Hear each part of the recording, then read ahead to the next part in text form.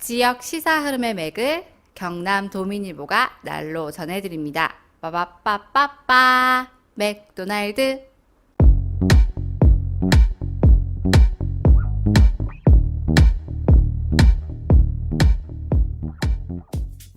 경남 도민일보가 만드는 지역 친근 시사방송 오디오 맥도날드 시작합니다. 저는 경남 도민일보 뉴미디어부 최환석입니다. 조재영입니다. 오늘은 1호기와 2호기가 없고 대신 반갑습니다. 우리 이륜차 선배님. 경남 도민일보 자치행정 1부 부장, 무려 부장 출연입니다. 조재영 부장님 모시겠습니다. 1호기, 2호기가 없다. 이거는 뭘 의미하는지 혹시 아십니까? 뭐죠? 특집이라는 이야기죠. 아, 예. 그 최근에 우리 조재영 선배가 더불어민주당 김두관 의원을 만나서 인터뷰를 했습니다. 우선 두 사람이 좀 친한가요? 원래? 그 친하지는 않고 네. 과거에 제가 경남도청 출입을 하고 했었었죠. 정치를 담당하고 있을 때 네네네. 김두관 의원께서 그때 처음으로 경남 야권에서 경남도지사로 그때. 당선되었었고 네네. 선거 과정을 제가 그때 그 취재를 하고 있었죠. 했었어서. 예, 예. 그렇군요. 조금 뭐 아는 사이죠. 네네. 그 김두관 의원은 경남 지역에서 애증이 엇갈리는 정치인이죠. 그렇죠. 네. 이번에 만나보니 좀 어떻던가요? 그러니까 예전에 그 만났을 때랑 지금이랑 좀 다른 느낌이 좀 있던가요? 네, 그러니까 그때가 한 뭐 대략 한 10년 전쯤 네네, 그렇죠. 그 무렵이니까 네. 그때는 아무래도 김 의원께서 좀 젊은 시절이었고 네네. 혈기도 왕성한 시절이었죠. 물론 네네. 뭐 지금도 뭐 이렇게 늙었다 이런 뜻은 느낌은 아니고, 네네.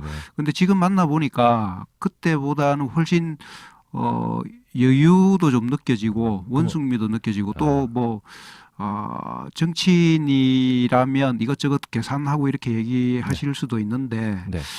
그렇게 하시지 않으시더라고요. 솔직하게 말씀하시고 네네. 물론 예전에도 뭐 그런 면은 많이 있었습니다만은 네네네. 좀 더 좀 여유가 느껴진다 이런 느낌을 많이 받았습니다. 뭐 재영 선배는 술을 안 드시니까 제 이 비유에 뭐 잘 모르시겠지만 10년산 위스키가 10년 지나서 20년 산 위스키가 된 그런 숙성된 느낌 뭐 그렇게 정리를 한번 해볼게요. 네네. 예. 네, 좋습니다. 일단 예. 인터뷰를 한번 들어보도록 하겠습니다. 그 첫 질문이 뭐였었죠?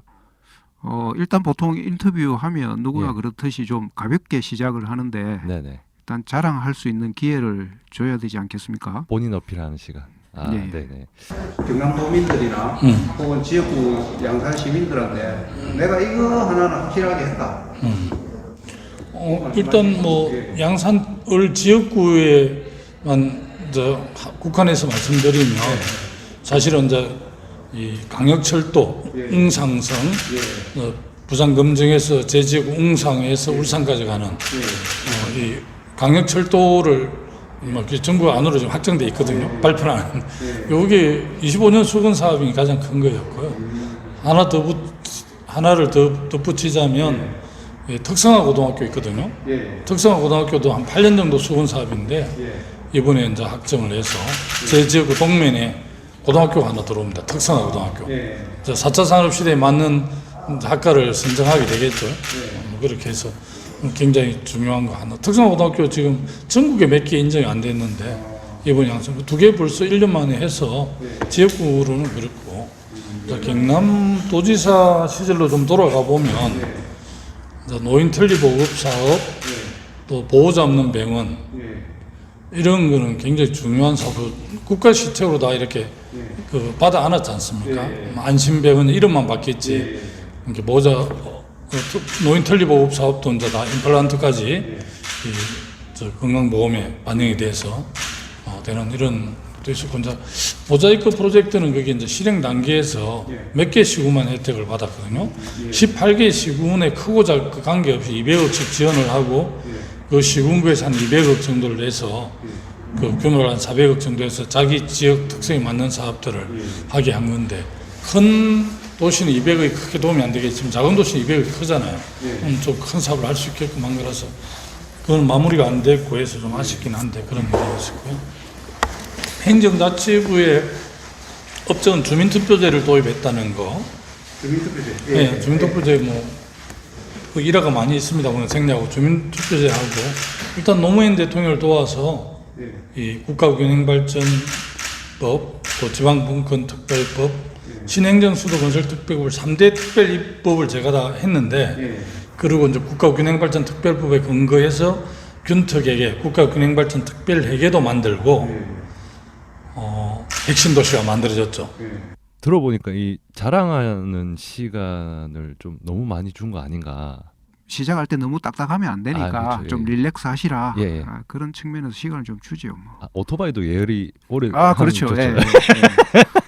오토바이 예열 생각하시면 됩니다. 여러분. 예열 안 하고 출발하면 시동 꺼집니다. 역시 김두관 의원에게 가장 아픈 부분은 도지사를 중도 사퇴했던 것. 뭐 그거겠죠. 네, 그렇죠. 그 경남에 오시게 되면 네. 질문을 안 할 수 없는 그렇죠. 그런 질문이죠. 네, 빠질 수 없는 질문. 예, 예. 네. 의원님이 중도 사퇴하는 바람에 홍준표 의원을 도지사로 끌어들여가지고 오만 문제가 생겼다. 예. 이래 하면서 완전 죄인이 돼버리고 그 문제 그 이후에 이제 틈나실 때마다 경남 오셨을 때마다 이제 사과를 하셨는데 그럼에도 불구하고 도민들은 중도 사퇴하고 간 사람 김두관 이렇게 그럼요. 각인이 돼 있거든요. 예.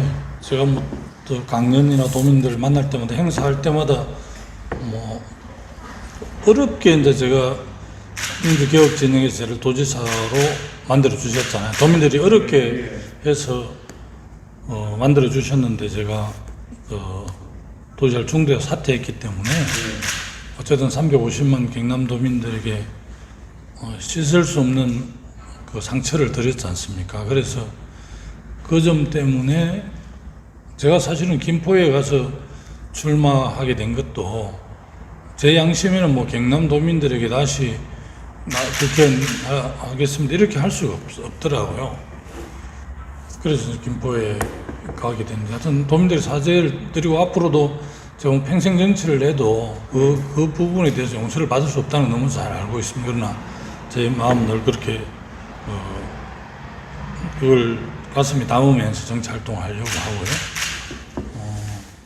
그러니까 누구나 정치하면 실수도 할 수 있고 한데 도민들 입장은 큰 실수라서 저 뭐 용서를 구하고 싶다는 용기도 없습니다. 그런 점에 대해서. 네, 확실히 중도 사퇴 문제는 김 의원에게도 큰 짐으로 남은 듯한 분위기입니다. 그렇죠? 네. 예, 그렇습니다. 제가 직접 들어도 네. 그 부분에 대해서 깊이 사과하고 있다, 반성하고 있다 이런 예. 느낌이 많이 들더라고요. 예. 근데 또 최근에는 또 다른 지난 일로 사과를 했던 것 같던데. 네, 안 그래도 그 부분을 물어봤었습니다. 물어보셨나요? 예, 예, 예. 물어보셨군요. 예, 예. 제가 또 성급했네요. 또. 문 대통령이 공격하셨다는데 저 사실 그거 찾아보고 잘 모르겠더라고요. 사과를 하시던데 뭐였습니까? 거기 그런 거죠. 이제 문재인으로 질 것인가, 김두관으로 이길 것인가 이런 것도 있었고, MBN인가 어디 토론회에서 이제 민정수석과 비서실장을 했으니까 노무현 대통령 죽음의 책임이 좀 크지 않냐 이런 지적도 있었고요. 어떻게 보면 약간 뭐 기득권 중앙일보가 되게 좀 옛날 걸 막 해놨던데 어쨌든 오히려 문 대통령하고 정책 경쟁보다는 오히려 다른 그런 비판 이런 것들이 많아서 문 대통령으로서는 굉장히 좀 개인적으로 섭섭했을 것 같은 노무현 대통령 특별한 인연이 있어서 2002년에 이제 나는 노무현 후보 경남본부장을 하고 지금 문재인 대통령 부산본부장을 했잖아요. 그리고 대선에 승리해서 이제 나는 행정자치부 장관으로 발탁이 됐고 그분은 이제 민정수석으로 들어가 나중에 비서실장, 시민사회 수석, 비서실장 이렇게 했습니다. 했는데 군수 때 남해 오셔서 횟집에 소주도 한잔하고 일단 또 2002년에 그렇게 이제 부산 경남을 맡고 문재인 변호사 자주는 안 봐도 워낙 그분 인품도 있고 그래서 잘 지냈는데 그 선거의 갱선 과정에서 그런 게 한 번의 그런 갱선이 오랫동안 서로 괜찮게 생각했던 그런 걸 안아가 버렸죠. 근데 그냥 그날 이제 다스베이다에 출연을 했는데요. 그 점에 대해서 이제 김어준 씨가 그 도민들한테 여러 차례 사과했는데 저 문재인 대통령하고 각도 세우고 쌓였는데 뭐 이번 기회에 미안하면 좀 사과도 하시오 이렇게 하더라고. 털어버리지 아마 김어준 씨는 저한테 약간 애정을 하고 그런 것 같아. 저한테 기회를 준 것 같아. 그래서 뭐 들고 가시라고 해서 그냥 경상도로 하라 하길래 아이 큰형이 뭐 죄송합니다. 앞으로 잘하겠습니다. 이렇게 했대요. 웃고 그랬는데 기사가 많이 떴더라고요. 네, 더 깊은 얘기가 있는지 모르겠지만 이렇게 공개적으로 얘기를 했으니 뭐 잘 털고 가면 되지 않겠나 뭐 일단 그렇게 생각을 하고요. 자, 다음 질문은 뭐였죠? 네, 김두관 의원이 아무래도 균형 발전, 네. 수도권 중심 극복을 늘 얘기하는 포지션이죠. 네네네. 그래서 부동산 문제를 한번 물어봤습니다. 아, 네. 서울 집값 때문에 서울 집값과 상관이 없는 네네. 우리 지역에 살고 있는 전 국민들이 네. 대출이 묶여버린다든가 네네. 이런 그 부작용이 있지 않습니까? 아, 네네. 이런 데 대한 입장을 한번 물어봤습니다. 네. 답변 한번 들어볼게요. 그게 분통 터질 일인데요. 이제 부동산 문제의 근본적인 해법은 사실 국토 다극화 균형 발전이거든요. 핵심은 부동산 문제의 근본적 해법은 국토 다극화 균형 발전인데 3기 신도시를 발표하는 걸 들으면서 한편으로 참 저는 가슴이 덜컹했거든요. 3기 신도시에 205만 호를 공급하는 거예요. 수요가 있는데 공급이 안 따라가는 공급 정책을 쓸 수밖에 없는 사정을 제가 모르는 바는 아닌데 205만 호 중에서 180만 호인가 하여튼 180만 호가 그게 다 수도권이거든요. 그러면 한 가구에 2명이 살면 3기 신도시에 400만 인구가 들어가는 거예요. 그러면 그 400만 중에 200만 정도는 수도권 내에서 새로운 집으로 이산 영내 이동이라고 하지만 그 절반 정도 200만 어디서 가겠어? 다시 지방에 가잖아요. 이런 식으로 하면 안 된, 지금 지방은 소멸 하고 서울은 감당이 안 되거든요. 그래서 이제 부동산 문제는 우리 사회 가장 큰 지금 핵심인데 그래서 이제 수요가 많아지면 공급 정책은 당연히 따라가야 되고요. 그러니 그 공급 정책을 쓰는데 또 그런 함정이 있단 말이에요. 함정이 있고 이제 조세 정책은 뭐 취득세, 등록세, 보유세, 종부세 이런 이제 세제 조세 정책도 잘 써야 되고 또 더 앞에 이야기했듯이 이 1급 중심이 아니라 다급 중심으로 가야 그래서 이제 이 지방의 산업을 육성할 수 있는 산업 정책, 그러니까 공급 정책과 조세 정책과 산업 정책이라는 이런 그 세 가지 수단을 잘 써야 이 부동산 문제가 해결될 수 있거든요. 그리고 아까 말씀드렸듯이 그 핵심 도시를 만들 때 강력하게 노무현 정부에서 국가 균형 발전 정책을 취할 때 수도권 인구가 안 늘었습니다. 유일하게. 그 이유는 계속 또 늘고 있잖아요. 그래서 이게 모두에 말씀드렸듯이 부동산 문제 근본적 해법은 국토 다극화 정책과 균형 발전 정책이다. 저는 그렇게 이해를 하고 특히 이제 이 160만 채 정도 가지고 있는 그 임대주택 사업자들 있잖아요.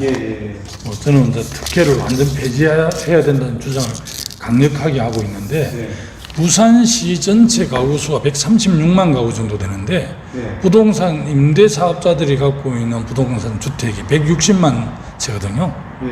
이게 이제 시장에 나와야 됩니다.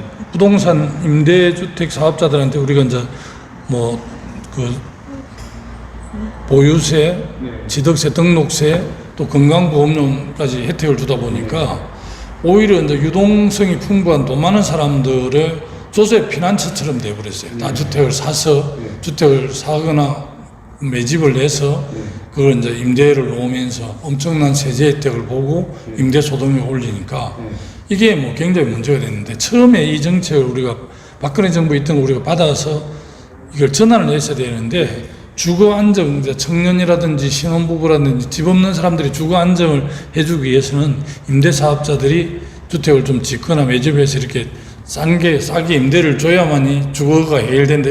이런 차원을 했는데 그 애초에 정책 목표하고는 완전 확연하게 다르게 돈 있는 사람들의 조세 회피 수단으로, 돈벌이 수단으로 임대주택 사업이 되어버렸거든요. 그래서 이거 160만 채 갖고 있는데 이거 압박을 해서 이걸 다 내놓게 해야 되는데 이것도 지금 당에서 논란이 되고 있습니다. 그래서 이렇게 돼야만이 부동산 문제가 해결될 수 있다. 저는 그렇게 보고 있는 입장입니다. 자꾸 새로 짓는 방식으로 공급을 늘리는 게 아니라 임대 사업자가 내놓도록 하는 정책이 중요하다. 뭐 그렇게 저는 이해를 한 건데 어떤가요?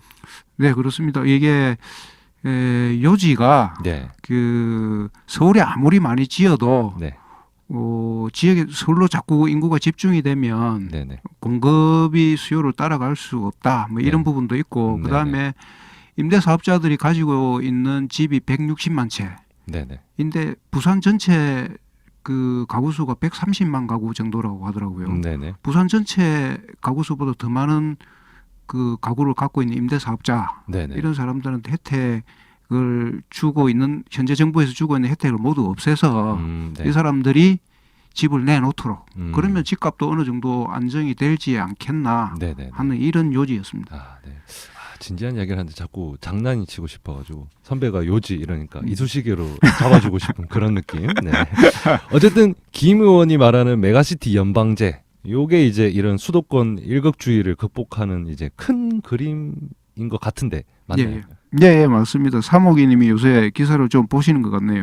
예. 안 그래도 들어보시면 그 이야기로 넘어갑니다. 예. 또 우리 재영 선배가 칭찬해주면 또 좋죠. 저도 뭐 스스로 칭찬하지 않을 수 없습니다. 네네.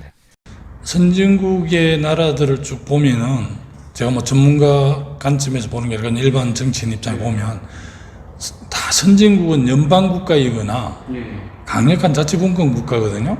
예를 들면 미국은 50개 주연방, 독일은 16개 주연방, 영국은 뭐 말할 필요도 연방 국가입니다 말이에요. 그런데 이런 연방 국가이거나 프랑스 같은 경우는 이게 연방 국가이고 자치분권 국가거든요. 프랑스는 헌법 1조에 프랑스는 분권 국가라고 딱 해놨습니다. 헌법 1조 그렇습니다. 프랑스는 분권 국가다. 파리 인구가 210몇만 밖에 안 되잖아요. 그럴 정도로 이제 이 분권이 잘 돼 있고, 일본도 분권이 잘 돼 있는 나라거든요. 동경하고 요코하마 간동지방하고 뭐 오사카, 고베, 교토가 있는 간서 요 지역만 좀 인구가 좀 집중도 높은 거지. 그래서 전체로 보면 1억 6천이 1억 5천이 분산이 잘 돼 있어요. 일본도요. 프랑스하고 그 일본은 강력한 자치분권 국가로, 프랑스가 안전 자치분권 국가고 일본도 거의 가까운 나라고요. 이제 그 작은 나라 중에 연방 국가가 있어요. 스위스. 스위스는 면적은 경상도 크기보다 좀 더 크고요. 인구는 부울경 메가시티보다 좀 많아요. 800 몇십만이거든요. 그런데 26개 칸톤으로 이루어져 있고 2200개 개마인대로 이루어져 있어요. 이 개마인대에서 직접 민주주의를 많이 합니다. 알다시피 스위스 연방 국가는 그 26개 칸톤 주 정부에 외교권하고 중무기를 무장할 수 있는 권한 빼고 다 주거든요. 주 정부에 중무기를 무장할 수 있는 권한 안 주고 외교권만 안 주고 전을 다 주는 거예요. 네거티브, 우리가 이 규제를 할 때 네거티브 방식인 거죠. 그러니까 지금은 다 우리가 포지티브 방식이잖아요. 요리 이런 것만 안에서 허가를 해주는 건데, 예를 들어서 네거티브 방식으로 되면 이 권한만 우리 중앙이 가질게, 나머지는 경상도가 다 하는 게 네거티브 방식이잖아요. 그러니까 스위스는 그 작은 나라가 연방 국가입니다. 그래서 알다시피 7명의 주지사가 돌아가면서 1년씩 대통령이 하잖아요. 저는 이제 서울 같은 인구 1000만은 아닐지라도 서울이 갖고 있는 정보 인프라라든지 R&D라든지 또 문화라든지 삶의 질이라든지 이런 수준을 그 갖춘 부울경 메가시티 연방, 전라 메가시티 연방, 충청 메가시티 연방, 이렇게 대구 경북 메가시티 연방, 이렇게 저는 가야 된다고 보는 입장이거든요. 그래서 국토 다각화가 핵심이고, 이 부분을 가장 잘할 수 있는 사람은 저는 뭐 감히 김두관이라고 생각하는 거죠, 스스로는. 대한민국이 지금 이 강력한, 그래서 내가 급진적이라는 표현을 쓰니까 뭐 좌파 용어라고 뭐 그러는데 난 그 용어를 꼭 쓰고 싶다. 급진적. 균형 발전을 질질 끄면 안 되는데 급진적으로 해야 된다는 의미가 담겨 있고요. 과감한 지방 분권 해야 돼요. 재정 분권이든 입법권이든 해야 되고. 그래서 스위스 같이 이렇게 연방국가 독일 같이 가야 된다는 거죠. 다 이제 우리가 오해를 하죠. 내가 여러 차례 강연에서 선진국은 자치분권이 잘 됐다 이렇게 표현하는데 그게 너무나 그 전제가 틀린 거라니까. 자치분권이 잘 된 나라들이 다 선진국이 된단 말입니다. 그게 연방으로 되든 강력한 분권국가가 되든. 그래서 저는 대한민국이 지금 식으로 서울에 계속 집중이 되면 지방은 뭐 소멸이 뭐 불을 보면 뻔한 거고요. 서울이 부동산이고 뭐 이런 말이 안 되는. 그래서 강력한 분권 정책을 써서 대학이든 병원이든 기업이든 자율권을 좀 잃었습니다. 부울경 메가시티 연방에 대기업이 본다. 그럼 법인세를 깎아줄 수 있는 권한이 부울경 메가시티 연방 정부에 있어야 돼요. 그래야 우리는 법인세를 23%인데 13% 해준다든지 이래야 기업이 올 거 아닙니까? 근데 지금은 그 조세를 제정할 권한이 전혀 없단 말이에요. 이게 완전 대한민국 중앙 중심인데 그렇게 가야만이 자율성이 주어지고 경쟁력이 주어진다고 보는 거죠. 이 부울경 특성에 맞는. 확실히 지방분권, 뭐 균형 발전 의지는 알겠습니다. 근데 이제 대통령이 되겠다, 요 내용이잖아요. 예. 그러니까 인구 절반이 수도권에 사는데 사실 뭐 이런 이야기 하면 득표에는 좀 불리하지 않을까, 뭐 그런 판단도 듭니다. 네. 네, 우리가 상식적으로 봐서도 네. 그 지방 분권하자, 네네. 자꾸 분산하자 이렇게 하면 네. 서울 시민이나 수도권 시민들은 싫어할 거 아닙니까? 네, 네. 그렇게 당연히 우리가 상식적으로 봐도 그런데 네, 네. 정치인이라면 그런 계산을 안 하지 않을 수 없을 텐데, 그렇죠. 예, 그 부분에 대해서 한번 물어봤습니다. 아, 네. 균형 발전이 무너지고 수도권 집중 일극 중심으로는 폐해입니다, 사실은. 그래서 저는 그 자산의 양극화가 심해지면서 불평등이 세계 최고 수준이 됐잖아요. 지금 대한민국 불평등 세계 최고 수준입니다. 그래서 이 불평등하고 양극화 이걸 극복하지 않고 대한민국 미래가 없다라고 확신을 하고, 그래서 저는 뭐 그 문제만큼 두 개를 시대 정신이라고 잡고 저는 싸우고 있는 거죠. 메가시티 연방제 말고 또 밀고 있는 정책이 있는 걸로 알아요. 그 기본소득과 약간 이렇게 비슷한 그런 내용이었던 것 같은데. 예, 예. 네네. 그 기본 자산제인데, 자산제. 네네. 이름은 기본소득, 뭐 기본자가 기본이고요. 붙으니까 사람들이 좀 네네네. 헷갈리는 것 같습니다. 네네네네. 근데 비슷하긴 한데 사실 알고 보면 완전히 다른 내용입니다. 아, 네. 예, 그 부분 설명 한번 들어보죠. 쉽게 좀 말씀드리면 이름이 비슷해서 사람들이 약간 그 좀 오해를 하는데 기본소득하고 기본자산은 아주 철학적 기반이 다릅니다. 기본소득은 불평등을 극복하는데 전혀 제가 볼 땐 도움이 안 되는 거거든요. 그냥 일괄 내에서 국민 모두에게 일정을 뭐 매월 단위도 줄 수 있고 연 매태 이렇게 할 수 있고 어쨌든 주는 거고, 제 기본 자산은 이제 태어나는 신생 아이들에게 한 3천만 원 국가가 신탁을 해서 그것을 20년 정도 이제 국민연금이라든지 자산운용사에서 운용을 해서 이 아이가 성년이 됐을 때 한 5, 6천만 원을 주는 거거든요. 그래서 소위 사회에 출발한 종잣돈을 주는 겁니다. 그래서 우리 청년들이 사회에 출발할 때 이제 공정한 나의 선에서 섰다 할 수 있게끔 해주는 건데, 이제 청년 20살이 되면 뭐 대학교에 가서 대학 등록금이 많이 들 수도 있고요. 또 사회 진출하는데 돈이 필요하고, 또 뭐 고등학교 한 3학년, 2학년 때 이제 자산운용 이런 좀 교육들을 받아서 한 5명이 모여서 그냥 한 3억 가지고 새로운 좀 작은 창업도 할 수도 있고, 청년들에게 이제 첫 기회를 한 번 주는 거죠. 목돈을 마련해 주는 건데, 기본자산제는 전체 예산이 지금 30만이 안 태어납니다. 27만 정도 태어나는데 30만을 기준으로 했을 때 9조 정도니까요. 우리 예산이 올해가 585조고 내년에는 600조 훨씬 넘을 겁니다. 그러니까 1.2% 정도 예산이 기존의 복지체계를 전혀 흔들지 않는 거고요.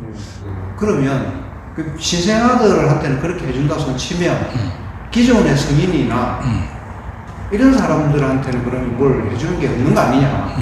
그거에 대해서 어떻게 할 거냐? 이 질문이 나오더라고요. 예를 들어 그 한 해 먼저 퇴임하고 늦게 퇴임한 거 누구는 6천원을 받고 누구는 못 받잖아요. 네. 설계가. 그래서 네. 그게 이제 이 재원을 기본자산재 재원을 상속증여세에 네. 기반하거든요. 네. 상속증여세 속에는 사회적 자산의 승계라는 철학이 녹아들어 있습니다. 예를 들면 100억짜리 내 건물이 있었는데 옆에 4차선 도로가 나서 아니면 지하철역이 생기면서 이게 200억짜리가 되잖아요. 예. 그렇게 해서 이제 그 상속을 받기 때문에 상속 증여를 받을 때 그 속에는 예. 그 사회적 자산이 들어있다고 그걸 사회적 자산을 통해서 상속을 받기 때문에 상속 증여세는 소위 부의 불평등의 근거에서 나오는 거거든요. 그래서 이 부의 불평등 해소하는 걸로 특별 레계로 쓰는 거고 기존 복지 체계를 안 들어가지 않는 거고 예를 들어서 이제 20년 후에 되기 때문에 20년 전에 그 앞에 태어난 사람들에 대해서는 지금 이제 아동수당이라든지 다른 정책을 해서 케어하는 게 맞고요.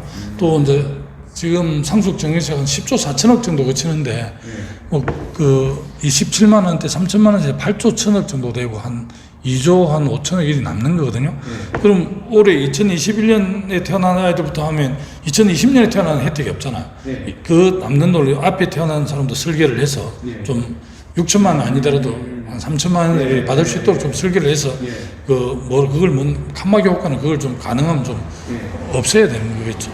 그러면 또 뭐 전문가들한테 설계를 좀 맡게 될 일이죠. 지금도 김두관 의원 하면 리틀 노무현 뭐 이런 별명이 생각이 나요. 그 웬만한 정치인이 이제 브랜드 갖기가 쉽지는 않죠. 그 별명을 예. 본인이 어떻게 생각하는지 네. 그래서 한번 물어봤습니다. 예. 예. 아이고 너무 뭐 개인적으로 영광이고 가분하고요.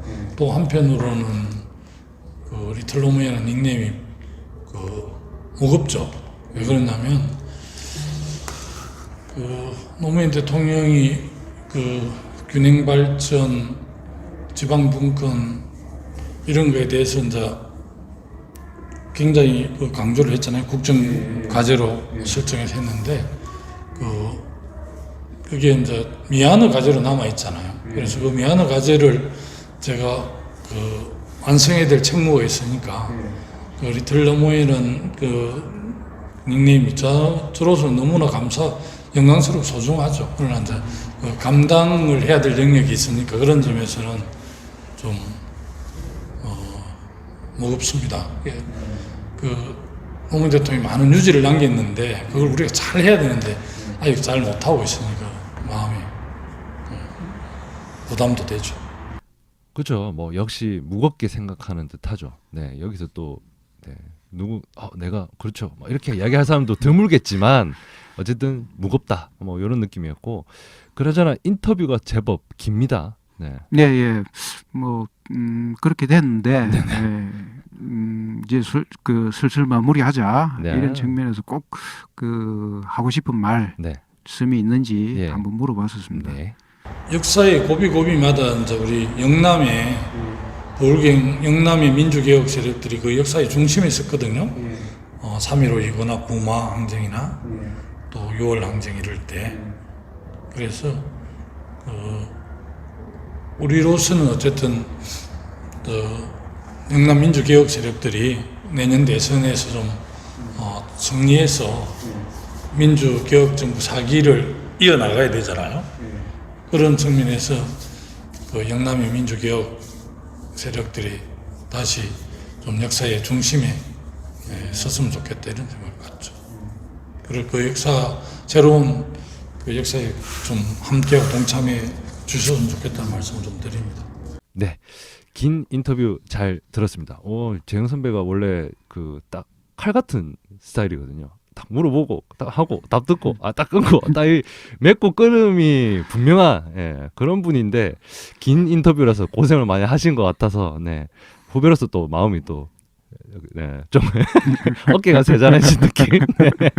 보통 이런 걸 이제 보통 후배 기자들 많이 시키잖아요 인터뷰. 근데 또 직접 부장이 또 나가셨길래 그래서 또 이렇게 자리를 모셨는데 어떻습니까?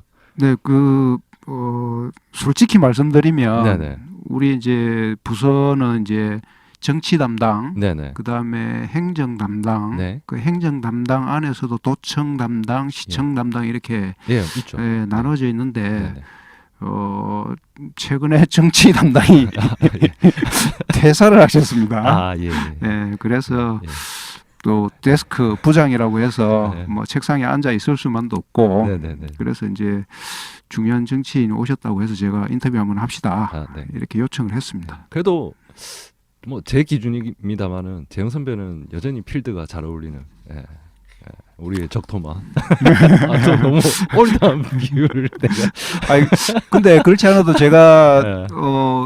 그 회사 내근으로 데스크로 들어온 지가 벌써 세어보니까 한 6년 정도 진짜 되었더라고요. 오래됐네요. 네. 그래서 6년 만에 필드에 나가서 인터뷰를 했는데 네. 솔직히 말씀드리면 좀 설레이더라고요. 역시. 그래서 또 한 번 느낀 게 역시 기자는 현장에 있는 게 행복한 거구나. 네, 이런 생각을 했습니다. 좀 있으면 이제 우리 오늘 우리 면접을 봤잖아요. 신입이랑 뭐 이렇게. 예. 그 친구들이 이제 합격해서 들어오는 친구들이 요 방송을 꼭 듣고 우리 재영 선배 피 끓는 이야기를 좀 가슴에 이렇게 새겼으면 좋겠다. 그런 생각이 듭니다. 제가 이야기를 듣는데 저도 피가 끓는 게 저도 오늘 좀 일찍 나가야겠다. 오토바이 타러 나가야겠는데. 어쨌든 오늘 면접 본 그 우리 젊은 분들 중에서 어쨌든 좀 의욕이 넘치고 똘똘한 분이 들어오셨으면 참 좋겠다라는 생각을 합니다. 자치부의 도움이 한 줄기 빛이 될 수 있도록. 네네. 1호기 여기 이 공백이 전혀 느껴지지 않고 뭔가 이 한몸 같은 그런 느낌이 듭니다. 피 끓는 또 우리 또 오토바이 또 가족 아니겠습니까? 종종 이런 기회가 있었으면 좋겠다. 저도 오랜만에 피가 끓습니다. 네네. 어쨌든 우리 수고 많으셨습니다. 감사합니다. 삼옥이님과 조만간에 또 라이딩을 한번 했으면 좋겠습니다. 네. 저는 그럼 지금까지 최환석이었습니다. 조재영이었습니다. 고맙습니다. 감사합니다.